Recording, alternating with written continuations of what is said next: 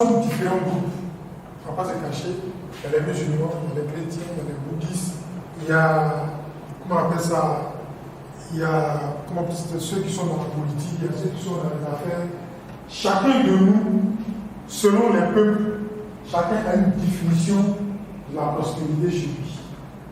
Et l'une des liens, si nous, on ne parle pas de notre notion de la prospérité, il se peut que la façon de penser la prospérité des autres va nous impacter et on va penser que leur façon de penser la prospérité est ce qu'il nous faut.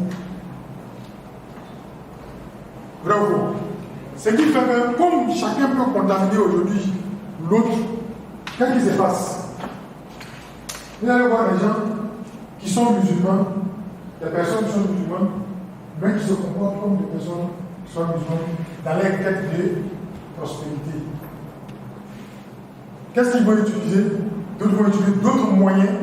Tout à l'heure, on a parlé de moyens, on appelle d'actions.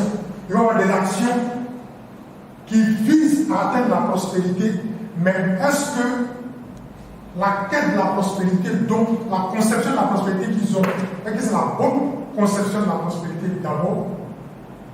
Si ce n'est pas la bonne, donc c'est qu'il n'est pas en phase avec sa foi.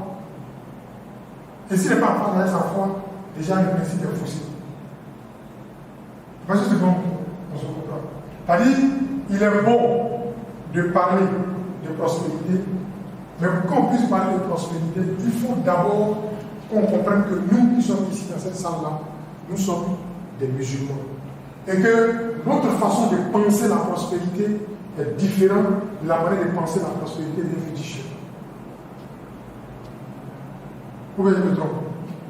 Parce qu'ils ont leurs règles de vie, ils ont leur façon de fonctionner, n'est-ce pas? Dans leur façon de fonctionner, et pour eux là, être bien dans la tête, émotionnellement, spirituellement, tout ça là, ça dépend de leur façon de voir la vie, n'est-ce pas? Donc, nous musulmans, quelle est notre conception de la prospérité? Qu'est-ce que l'islam nous dit? Puisque tout à l'heure on a dit quoi? Le musulman fort est mieux que le musulman faible. Et le musulman qui a plus de moyens est mieux que le musulman qui n'a pas de moyens. Donc, ce qui veut dire que la quête de l'aisance, de la prospérité, des capacités est importante, n'est-ce pas? Donc, on est tous d'accord que c'est important. Comment on l'acquiert? Parce qu'aujourd'hui, tout le monde fait tout et n'importe quoi. C'est notre réalité de vie.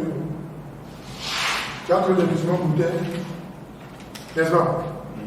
Tu as des musulmans détournés, tu as des musulmans qui mentent.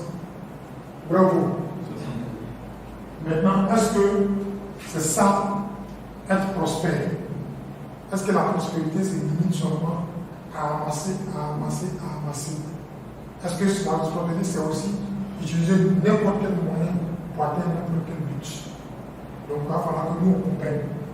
Il est important qu'on comprenne la notion de la prospérité selon les musulmans et les moyens qui nous permettent d'aller à la requête de cette prospérité. Voilà. Tu comprends? Jusque là, ça va? Il n'y a pas de questions? Tomorrow? Oui. Pas de questions? Pas pour le moment.